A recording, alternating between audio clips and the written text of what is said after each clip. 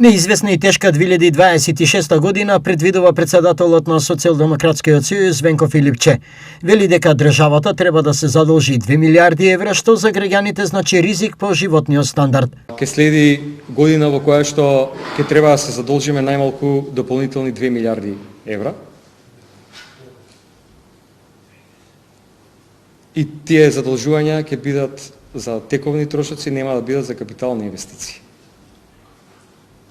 Всушност, вкупната сума предвидена за капитални инвестиции е намалена во буџетот за 2026 година. Сега гледаме дека има проблем со собирањето, со реализацијата на приходите. 10% ќе фалат. Тоа се 600 милиони евра во буџетот. Понатаму, инфлацијата тешко да се контролира. Со поскапувањето на струјата се ќе поскапи. Токму во овој период, кога ги почнавме да ги откриваме сите коруптивни сделки на власта, кога почнавме да го разобличуваме предавството и нивниот лажен патриотизам, гледаме и сведоци сме дека не се бираат средства да се замолчиме. Од своја страна, Мицкоски изјави: Следната година точно е тоа, бидејќи јас веќе кажав, треба државата да врати со се буџетскиот дефицит некаде над 2 милиарди евра, отприлика 2,2 милиарди евра. Каква е структурата?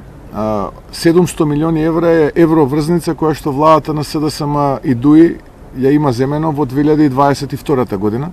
На крај, премиерот Мицкоски сумира: Тоа е отприлика периодот кој што го имаме ние како влада. Оваа година веќе вративме на евроврзница од 500 милиони евра. Значи 4 години влада, секоја година враќаме по една евроврзница која што ја подигнала владата на СДСМ и ДУИ. Отприлика околу 6 милиарди евра е целиот долг кој што треба во овој мандат од 4 години нова влада да биде вратен, но граѓаните и бизнисот да бидат спокојни. Исто како што нема мигранти, исто како што нема криза, така и средствата се обезбедени, ликвидноста е обезбедена.